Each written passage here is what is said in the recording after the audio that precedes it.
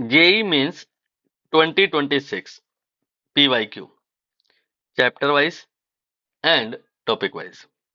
Chapter is thermal properties of matter. These are the topics जो इस chapter में आए हुए हैं. Out of these we have covered till this, that is heating of running water. Now we have to start with next, that is heating curve. Let me open the topic. ये topic मैंने open किया. इस topic पर जो question पूछा गया था वो आपकी स्क्रीन पे है.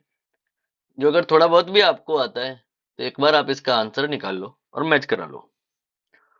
इसका आंसर जो आएगा दैट विल बी सेकेंड. क्या है कहानी क्वेश्चन में, क्या है थ्योरी, क्या है कंसेप्ट? Let me explain.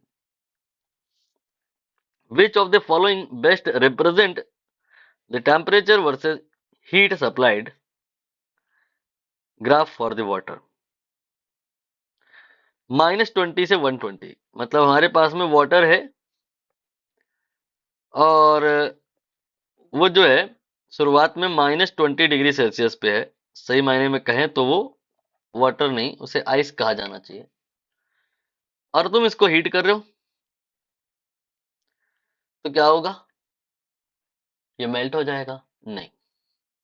कोई भी चीज किसी भी टेम्परेचर में मेल्ट थोड़ी ना होती है. कोई भी चीज किसी भी टेम्परेचर में बॉयल थोड़ी ना होती है. बॉइलिंग या मेल्टिंग ये एक पर्टिकुलर पॉइंट पे होता है. जौन से पॉइंट पे मेल्टिंग होती है उसे मेल्टिंग पॉइंट कहते हैं, और मेल्टिंग पॉइंट पर जो टेम्परेचर होता है 100 होता है, सॉरी 0 होता है. तो अभी आप इसको गर्म करो तब तक जब तक टेम्परेचर 0 ना आ जाए. Ice eight 0 you get.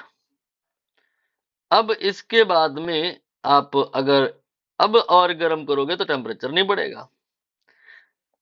यहाँ पर मेल्टिंग पॉइंट आ चुका है. ये आइस मेल्ट होने के लिए रेडी है. -20 पे वो मेल्ट नहीं होनी थी, वो तो 0 पे मेल्ट होनी थी. लेकिन अब टेम्परेचर 0 हो गया है, अब वो मेल्ट करेगी. तो मेल्ट अगर कर जाएगी, आइस अगर मेल्ट कर जाएगी तो स्टीम बन जाएगा? नहीं, वाटर बन जाएगा. ये वाटर बन गया, 0 डिग्री सेल्सियस पे बनेगा.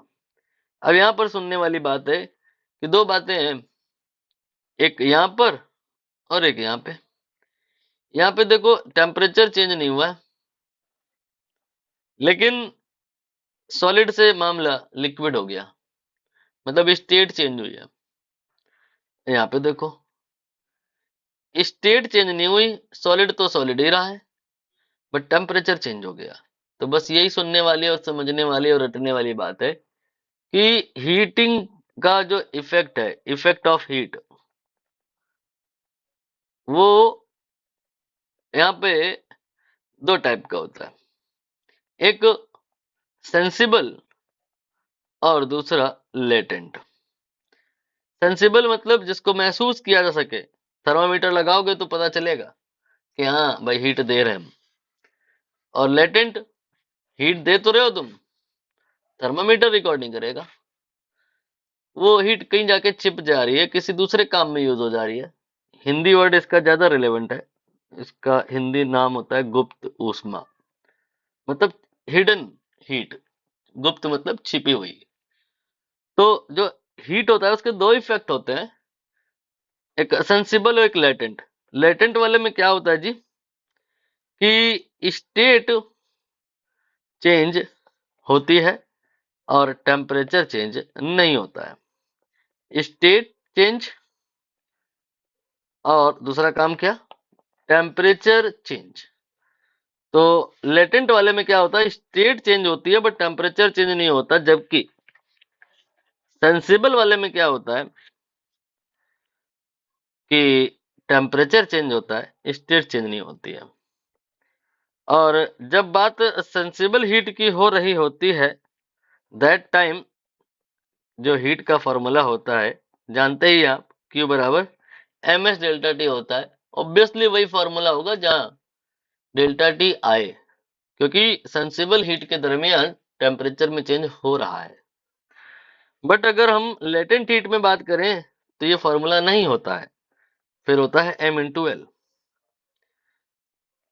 ये मैंने आपको काफी कुछ रिवाइज कराया। अब इसके बाद में हम वाटर 0 डिग्री सेल्सियस पर पा गए हैं, गर्म करेंगे तो ये बॉयल हो जाएगा? नहीं, बॉइलिंग किसी भी टेम्परेचर पे थोड़ी ना होती है।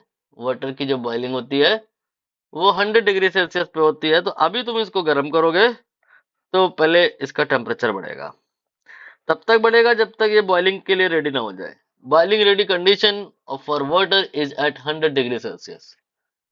So when you heat the water which is at 0 degree Celsius, temperature will increase up to 100. And now if you heat water converted into steam, state will change. Liquid become gas, liquid vaporize, steam बन गया, liquid से gas आ गया, तो state change हुआ, अभी temperature change नहीं होगा। इस ड्यूरेशन में तुम थर्मामीटर अगर सिस्टम में डाल करके रखोगे, थर्मामीटर बोलेगा नहीं कुछ चेंज नहीं हो रहा है, बट लेकिन चेंज हो रहा है, टेम्परेचर नहीं चेंज हो रहा है, स्टेट तो चेंज हो रहा है।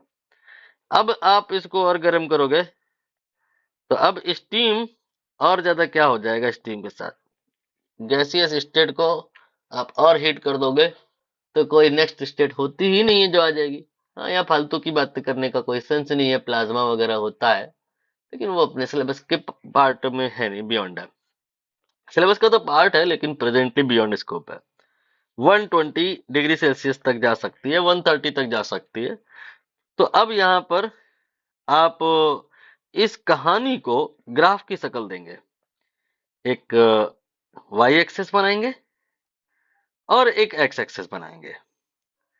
जैसा कि प्रश्न की रिक्वायरमेंट है वो ये कि आपने वाई एक्सेस में टेम्परेचर लेना है और एक्स एक्सेस में हीट लेना है। तो हीट तो तुम लगातार देते ही जा रहे हो, मतलब graph will never be like that. Graph में कोई भी पार्ट ऐसा नहीं होगा जहां पर इस तरह की मैसेजिंग निकले कि हीट कांस्टेंट हो गई है।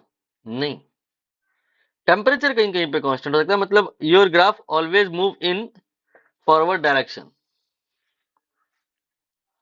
But for the case of temperature it may go upward and may not for this period, for this period, for this period. Temperature rising, so graph will go upward, but for that period it become constant. तो यहां से यहाँ -20 से यहाँ पर -20 अगर हम लिखें, यहाँ पे 0 लिखे तो -20 से 0 तक टेम्परेचर बढ़ाएं आप, और फिर इसके बाद में कांस्टेंट करते हैं। अभी यहाँ पर ए से बी के बीच में आप अगर ध्यान दो तो टेम्परेचर चेंज नहीं हुआ, 0 का 0 0 ही रहा है, लेकिन हीट आप देते रहे हो। तो समझ गए कि यहाँ पे जो आपने हीट दी है वो गई कहाँ, टेम्परेचर को बढ़ाने पे नहीं गई, स्टेट को चेंज कराया। ये आपका बी पॉइंट यहाँ पे होगा, बी पॉइंट तक बन गया, ए पॉइंट तक बन गया। अब इसके बाद में हम सी पॉइंट, वाटर ही आपको रहना है, टेम्परेचर बढ़ाना है अप टू 100, ये अप टू 100, पॉइंट सी आ गया, ये अप टू 100, यहाँ पे आप 100 लिख सकते हैं। इस जगह पे टेम्परेचर आपका 100 हो गया, आप 100 लिख सकते हैं। इसके बाद में आप इस जगह पे अगर देखो तो फिर टेम्परेचर कांस्टेंट हो गया। क्यों? क्योंकि अब स्टेट चेंज हो रही है, और अब अगर ध्यान दो तो फिर टेम्परेचर बढ़ने लगा क्योंकि अब स्टेट चेंज नहीं हो रही है। Graph will be of that kind. ये वाली जो कहानी है ये इसमें नहीं दिख रही क्योंकि इसमें कई बार टेम्परेचर राइजिंग फेस दिखाई है, 1 2 3 4, ऐसा नहीं हुआ, 1 2 3 ही बार हुआ है।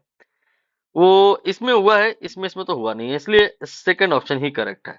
अभी क्वेश्चन कंप्लीट नहीं हुआ है, कंप्लीटनेस पर्पस के लिए आपको ये जो 3 लाइनें दिख रही हैं स्ट्रेट वाली, इनका स्लोप मानो m1, BC का स्लोप मानो m2, और DE इसको रहने दो। DE का एक्चुअली जो स्लोप होता है ये प्रोसेस पे भी डिपेंड कर सकता है कि प्रोसेस बारीक थी या कोरिक थी, many kind of process. So only these phases you have to compare. This is heating of ice and this is heating of water, are of equal soup or not. ये option है आपके पास, पहला m1 greater than m2, equal to m2 and m1 less than m2, चौथा भी दे ही देते हैं none. इसमें से कौन सा सही होगा? इनडायरेक्टली मैं आपसे पूछ रहा हूं कि कौन सी केस में स्लोप ज्यादा होगा, हीटिंग आइस या हीटिंग वाटर? जो भी आपका आंसर है आप कमेंट कीजिएगा, देखते हैं आपका सही आता है या गलत। इंपॉर्टेंट थी वो बात इसलिए मैंने बताई। चलिए इंडेक्स की तरफ मूव करते हैं। ये आपका इंडेक्स है, यहां तक हम लोग फिनिश कर दिए हैं, टिक कर दिए हैं। कोई चीज ना समझ आई हो संकोच ना करें, कमेंट करें। नहीं कर सकते हैं तो डिस्क्रिप्शन में नंबर मिलेगा आपको, नंबर में आप फोन ना करें, टेलीग्राम करें और मैसेज करें, व्हाट्सएप करें। अभी के लिए इतना ही। अगले वीडियो में हम लोग यहाँ पर आके बात करेंगे, आइस वाटर मिक्सचर में बात करेंगे।